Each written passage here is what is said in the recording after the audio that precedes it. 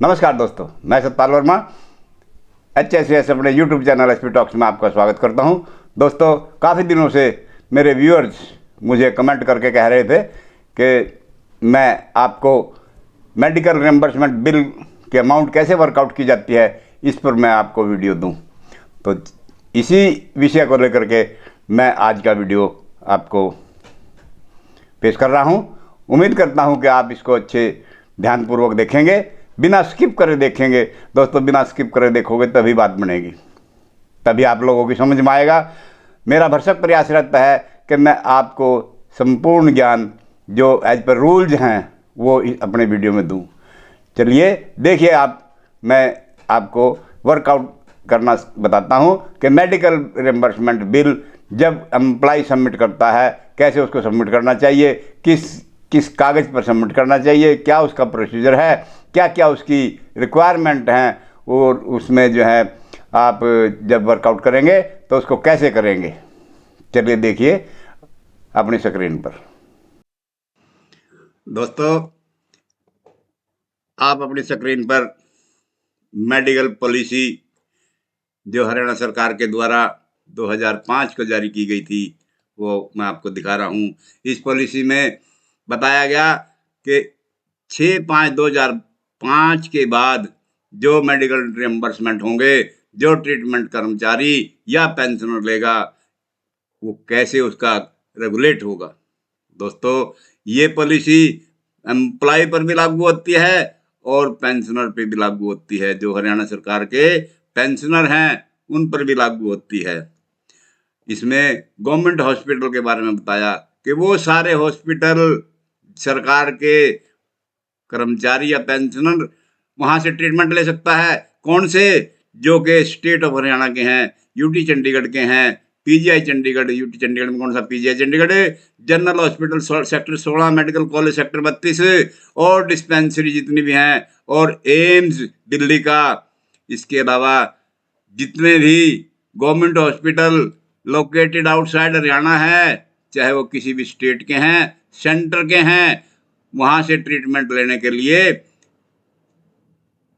Eligible है employ और pensioner. लेकिन क्या होगा, इन गवर्नमेंट हॉस्पिटल से वो सर्टिफिकेट लेगा किससे? मेडिकल सुपरिटेंडेंट का और हेड ऑफ इंस्टीट्यूशन का। वो मैं आगे बताऊंगा कि ये सर्टिफिकेट कैसे लेना होता है, क्योंकि सरकार के द्वारा 3,000 रुपये से ऊपर के जितने भी मेडिकल क्लेम है, पहले ये अमाउंट 300 रुपये की थी, फिर 1,000 रुपये कर दी, अब 3,000 रुपये की लिमिट है कि जितने भी मेडिकल क्लेम 3,000 रुपये तक के होंगे, वो सारे के सारे उस हॉस्पिटल से जिससे ट्रीटमेंट लिया गया है उसके मेडिकल सुपरिटेंडेंट या जो वहाँ का हेड ऑफ इंस्टीट्यूशन है उसके काउंटर साइन होंगे, इन एडिशन मेडिकल अटेंडेंट के सिग्नेचर के पश्चात, क्योंकि एसेंशियल सर्टिफिकेट के ऊपर क्लेम बनेगा और उसके ऊपर डॉक्टर के साइन होंगे, उसी के ऊपर मेडिकल सुपरिटेंडेंट के काउंटर सिग्नेचर होते हैं, आपको मालूम ही है। इसके अलावा दोस्तों, कुछ सरकार के द्वारा प्राइवेट हॉस्पिटल भी अप्रूव्ड किए गए हैं, वो अलग अलग रेट पर हैं कि वो क्या है कि सरकारी हॉस्पिटल का तो फुल ट्रीटमेंट का पैसा मिलता है, उसमें कोई कटौती नहीं होती। लेकिन जो प्राइवेट हॉस्पिटल, एम्पैनल्ड हॉस्पिटल जिनको बोलते हैं, उसमें पीजीआई रेट जमा 75% पर अप्रूवल सरकार के द्वारा दी जाती है समय समय पर। किसी को 2 साल के लिए, किसी को 3 साल के लिए। वो आप director general health service Haryana की साइट से आप डाउनलोड कर सकते हो, वहाँ पे लिस्ट पड़ी है। इसके अलावा कुछ हॉस्पिटल ऐसे भी होते हैं जिनको सरकार केवल और केवल पीजीआई रेट पर ही अप्रूव्ड करती है। कुछ ऐसे हॉस्पिटल भी हैं उसमें बैलेंस का 75% नहीं मिलता। और ये कैसे वर्कआउट होगा अमाउंट में आगे आपको करके दिखाऊंगा। और जो वार्ड की एलिजिबिलिटी है, प्राइवेट वार्ड या जनरल वार्ड, जब कर्मचारी इंडोर ट्रीटमेंट लेता है तो वहाँ पे ये बेसिक पे का क्राइटेरिया है समय समय पे। ये हालांकि ये 2005 की पॉलिसी में 10,500 रुपये दिखाया है, समय समय पर ये चेंज होता रहता है दोस्तों। इसके बाद क्या कहा कि patient taking treatment in a mentioned hospital should take permission from civil surgeon concerned. आजकल दोस्तों 14/7/2020 की क्रोनिक डिजीज की पॉलिसी थी, उसमें ही है ये बात। ये परमिशन बाद में खत्म कर दी गई 2005 के बाद, पहले थी। अब ये परमिशन लेने की जरूरत नहीं। लेकिन क्रॉनिक डिजीज के जो सर्टिफिकेट रिम्बर्समेंट होंगे 14/7/2020 की पॉलिसी, मैंने आपको अलग वीडियो दिया हुआ है क्रॉनिक डिजीज पर, उसमें बताया कि 14/7/20 के अनुसार मेडिकल बिलों के ऊपर कंसर्न सिविल सर्जन की भी मोहर लगवानी होगी, उससे भी अप्रूव्ड कराने होंगे, वो अलग पॉलिसी है। और दोस्तों अब इसमें एडवांस भी देने का प्रावधान है। एडवांस कितना, ये देखिए 90% है गवर्नमेंट हॉस्पिटल के लिए, 75% है किसका, पैकेज रेट का, पीजीआई चंडीगढ़ जमा 75% पर जो हॉस्पिटल अप्रूव्ड है उनका, और 50% जो केवल 75% पर ही अप्रूव्ड हैं उनके लिए 50%। 3 रेट हो गए। सरकारी हॉस्पिटल में इलाज लेना एडवांस ले रहे हो 90%, प्राइवेट हॉस्पिटल जहाँ पीजीआई जमा 75% है वहाँ 75%, अदर के लिए 50%। और कंडीशना क्या है इनकी एडवांस की, वही बताया कि केवल अप्रूव्ड हॉस्पिटल के लिए मिलेगा, अनअप्रूव्ड के लिए तो फाइनेंस डिपार्टमेंट की सैंक्शन लेनी पड़ेगी। केवल अप्रूव्ड हॉस्पिटल के लिए होगा, और उसके लिए एक एस्टिमेट लेना पड़ेगा उस अस्पताल से, जो कि उसके डॉक्टर साइन करेंगे और मेडिकल स्टूडेंट वहां का हेड ऑफ इंस्टीट्यूशन साइन करके देगा। और ये केवल रेगुलर एम्प्लॉय को होगा, एडहॉक कॉन्ट्रैक्चुअल एम्प्लॉय को अलाउड नहीं होता। और ये कहा कि ये पेंशनर को, टेम्पररी एम्प्लॉय को केवल श्योरिटी 2 आदमियों की, दोनों पे श्योरिटी लगेगी, टेम्पररी पर भी और पेंशनर पर भी 2 आदमियों की श्योरिटी लगेगी। एक रेगुलर एम्प्लॉय और एक जो है एफिडेविट देना पड़ेगा इसी आशय का कि मैं एडवांस ले रहा हूं, और उसके बाद सर्टिफिकेट, यूटिलाइजेशन सर्टिफिकेट देना पड़ेगा 3 महीने के भीतर, अदरवाइज पैनल इंटरेस्ट लग जाएगा। तो ये शर्तें थी उसकी एडवांस की और इलाज लेने की। अब मैं आपको पावरें दिखाता हूं दोस्तों।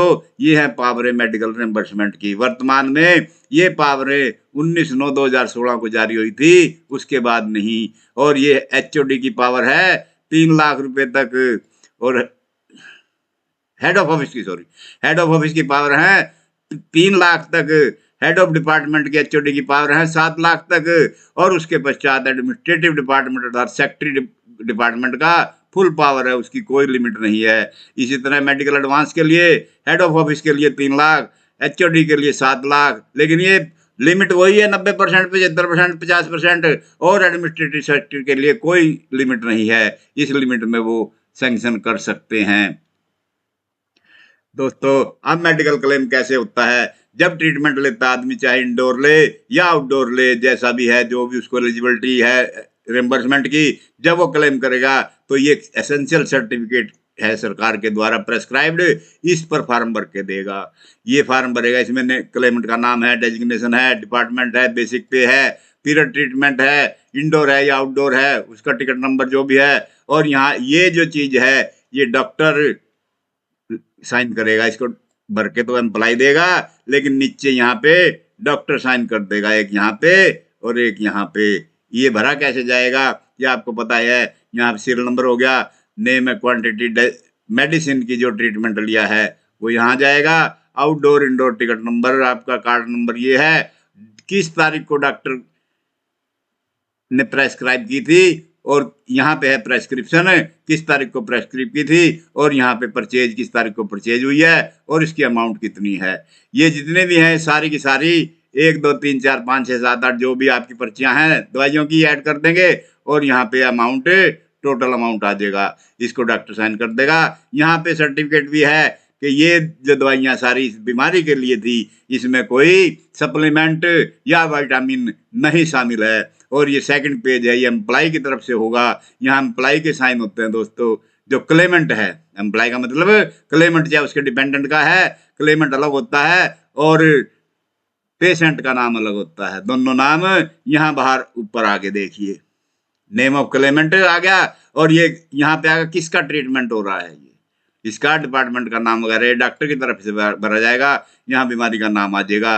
ये सारा कुछ भरवा के आप फिर लास्ट में यहाँ डॉक्टर साइन कर देगा, और यहाँ पे मेडिकल सुपरिंटेंडेंट साइन करेगा या हेड ऑफ इंस्टीट्यूशन साइन करेगा। मैंने बताया आपको ये 3,000 रुपये से ऊपर का होगा तो करवाना जरूरी है। और ये सेकंड पेज पे सर्टिफिकेट है एम्प्लाई की तरफ से, जो एप्लीकेबल हो वो टिक कर दें, जो एप्लीकेबल ना हो उसको आप क्रॉस का निशान लगा दें और यहाँ डेट प्लेस ये भर दें। और इसके पश्चात दोस्तों ये जब आपने मेडिकल भर दिया, दोनों साइन हो गए, मेडिकल स्टूडेंट के हो गए, इसके हो गए, उसके बाद जैसा मैंने ऊपर बताया कि क्रोनिक डिजीज का है तो आपको ये डिस्ट्रिक्ट के सिविल सर्जन से भी काउंटर साइन करवाना पड़ेगा तीसरी जगह। और यदि आपका ये जो है ऊपर बताया गया था कि वहाँ पे डिस्ट्रिक्ट के भी साइन करवाने हैं तो भी करवाना पड़ेगा, जहाँ पे एज द केस में भी, जहाँ पे भी एप्लीकेबल है। ये दोस्तों दिखाई थी, मैंने बताया था ना कि काउंटर साइन करने के लिए कौन सी है पावर। ये पहले 1,000 रुपये थी, अब 3,000 रुपये है कि 3,000 से ऊपर के जितने भी बिल हैं वो काउंटर साइन होंगे। अब दोस्तों आती है कैलकुलेशन की बारी। ये एक कैलकुलेशन का चार्ट बनाना आपने, ये जो है उसके लिए है, चाहे 75% वाला है या आपका गवर्नमेंट का है, दोनों के लिए एक ही फार्म यूज होगा। ये आपके ऊपर की ऑफिस की डिटेल आएगी यहाँ पे, क्या ऑफिस का नाम आ गया आपका, ये आप नोटिंग शीट में लेंगे, जो नोटिंग बनाएंगे, नेम ऑफ क्लेमेंट यहाँ आ जाएगा और आपका नेम ऑफ पेशेंट यहाँ आ गया। मैंने कहा था ना पेशेंट और क्लेमेंट अलग अलग है, एक भी हो सकता है दोनों का नाम। रिलेशन विद पेशेंट क्या है, किसका, क्लेमेंट का। हॉस्पिटल का नाम क्या है, और ये हॉस्पिटल यदि प्राइवेट एम्पैनल हॉस्पिटल है तो ये एक सरकार के द्वारा किस नंबर से अप्रूव्ड किया गया था और कब, ताकि तभी पता चलेगा ना कि कितने दिन के लिए अप्रूव्ड है, कहीं इसकी टाइम बाहर तो नहीं हो गया ये।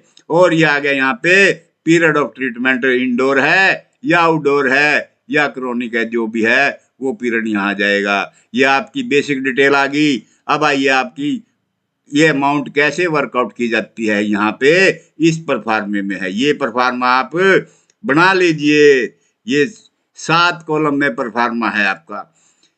पहला सीरियल नंबर, दूसरा ये जो सब्जेक्ट दिखाया है, ये सब्जेक्ट का मतलब है क्या आइटम आपको इलाज के लिए लेनी पड़ी, दवाई लेनी पड़ी, पैकेज लेना पड़ा, सर्जरी करानी पड़ी, ये वो यहाँ डिटेल आएगी। आगे rate paid in approved hospital, आपने जो ट्रीटमेंट लिया था आपने वहां पे कितना अमाउंट पे किया सारा। और उसके बाद पीजीआई और एम्स का रेट जो है, जो या कोई पैकेज रेट है, 3 रेट हो गए, एक पीजीआई का, एम्स का, या पैकेज इस आइटम का, वो रेट आप ही यहाँ लिखेंगे कि पीजीआई एम्स का और पैकेज का रेट ये है। यदि पैकेज का है सरकार के द्वारा 2020 में 14/7/2020 को 1337 पैकेज का रेट बनाया है, उसी का आएगा ये। और इसमें 3 नंबर में और 4 नंबर में जो डिफरेंस आया, ये मान लो 100 रुपये है, ये मान लो 50 रुपये है, तो यहाँ 5वें कॉलम में डिफरेंस 50 रुपये आ जाएगा यहाँ पे। आपका 75% ऑफ डिफरेंस। अब ये जो 5 नंबर की राशि है, यदि आपका हॉस्पिटल 75% वाले में आता है तो आप इस अमाउंट का 75% यहाँ लिख देंगे, 75% यहाँ लिख देंगे, जितना आएगा इस 50 रुपये का, 50 रुपये का 75% 37.5 रुपये, 37.5 यहाँ लिख देंगे। अब आता है आगे टोटल आपने कौन सा करना है, ये पीजीआई रेट और जमा 75%, 4 नंबर और 6 नंबर दोनों को जमा करके 7 नंबर में आ जाएगी अमाउंट। और इसी तरह ये सारी आइटमों का आप लेखा जोखा यहाँ लिखते रहेंगे स्टेप बाय स्टेप, जब तक आपकी आइटम समाप्त नहीं हो जाती। और लास्ट में आपका ये टोटल आ जाएगा। ये 7 नंबर का टोटल आप जो है क्लेम रिम्बर्समेंट है, लेकिन टोटल आप सारों का ही करेंगे ताकि आपका क्रॉस एग्जामिनेशन हो जाए। इससे क्या होगा कि आपने हॉस्पिटल में कितने पैसे दिए, पीजीआई रेट कितना है, बैलेंस कितना बच गया, इसका 75% आपको अलाउड है या नहीं है। यदि है तो ठीक है, क्योंकि 75% वाले का ट्रीटमेंट ले रहे हैं हम ना, और गवर्नमेंट हॉस्पिटल का उसमें तो कोई है नहीं, यहाँ भी नहीं ला जाएगा और यहाँ भी नहीं ला जाएगा, सिर्फ पीजीआई रेट में आ जाएगा। इतना आपने पे किया, इतना ही पीजीआई रेट हो गया और इतना ही आपका क्लेमेबल हो गया, रिम्बर्सेबल हो गया। और ये अमाउंट जो वर्कआउट होगी ये आपकी रिम्बर्सेबल अमाउंट आई निकल के, यहाँ पे आप शब्दों में लिख देंगे। इसके बाद दोस्तों अप्रूव्ड ऑन पीजीआई रेट, वो तो 75% का था ना। कुछ हॉस्पिटल ऐसे हैं जो आपके केवल पीजीआई रेट पर हैं। यही परफार्मा है। फर्क इतना है कि यहाँ 75% की अमाउंट नहीं आई और यहाँ पे केवल पीजीआई रेट का जिक्र है। ये परफार्मा आप गवर्नमेंट हॉस्पिटल के भी लिख सकते हैं। तो यहाँ पे ये परफार्मा दोनों जगह आ सकता है। इस परफार्मा को भी यूज कर सकते हो। मैंने तो सिर्फ आपको अलग अलग करके दिखाया ताकि समझ में आ जाए। आपके पास ये परफार्मा है, इसमें केवल पीजीआई रेट आएगा तीनों का, और बैलेंस 75% आएगा केवल उसका जो 75% पे है। मैंने तो केवल आपके ज्ञान वृद्धि के लिए अलग अलग परफार्मे दिखाए हैं। आप इस परफार्मे को भी यूज कर सकते हो और गवर्नमेंट हॉस्पिटल के लिए, और अब जो आपके प्राइवेट एम्पायर्ड हॉस्पिटल जो पीजीआई रेट पर है उनके लिए ये भी यूज कर सकते हो। परफार्मा वही है और लास्ट में ये अमाउंट आ जाएगी। इसमें कोई बात है ही नहीं। इसमें रेट आपने जितना दिया, इसका पीजीआई रेट कितना है। यदि आपने यहाँ ज्यादा दे दिया और पीजीआई रेट कम है तो फिर आपको यही रेट मिलेगा, यही यहाँ पे मिलेगा। उम्मीद करता हूं आपको अच्छी तरह समझ आई होगी दोस्तों, और आप इसी तरह अपने मेडिकल बिलों को वर्कआउट करेंगे, ध्यानपूर्वक करेंगे, और ये सोच के करेंगे, पॉजिटिव माइंड बना करके, कि किसी को नुकसान ना हो, किसी को अनड्यू बेनिफिट ना हो। देखिए, कानून जो कहता है आप वो दीजिए। यदि फिर भी आपकी कोई शंका समाधान रहती है इसमें, तो आप उस बारे में डायरेक्टर हेल्थ सर्विसेज हरियाणा की एडवाइस ले सकते हैं। तो ये देखा दोस्तों आपने कि मेडिकल रिम्बर्समेंट बिल को कैसे वर्कआउट किया जाता है सैंक्शन करने से पहले, और ये अमाउंट जब आप वर्कआउट करेंगे और उसके पश्चात आप एम्प्लाई को सैंक्शन करके उसके अमाउंट का रिम्बर्समेंट कर देंगे।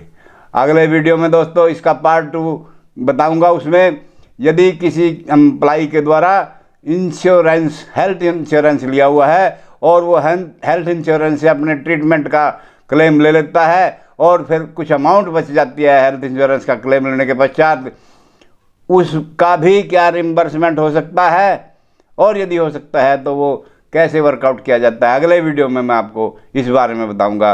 आप मेरे अगले वीडियो की इंतज़ार करें दोस्तों। इन्हीं शब्दों के साथ मैं ये कहूँगा कि जिसने मेरा वीडियो अभी तक लाइक और शेयर नहीं किया वो तुरंत लाइक और शेयर करें, और जो मेरे चैनल से अभी जुड़े हैं, जिन्होंने मेरे चैनल को अभी तक सब्सक्राइब नहीं किया है, वो तुरंत मेरे चैनल को बेल आइकन का बटन दबा करके सब्सक्राइब करें दोस्तों। इन्हीं शब्दों के साथ नमस्कार।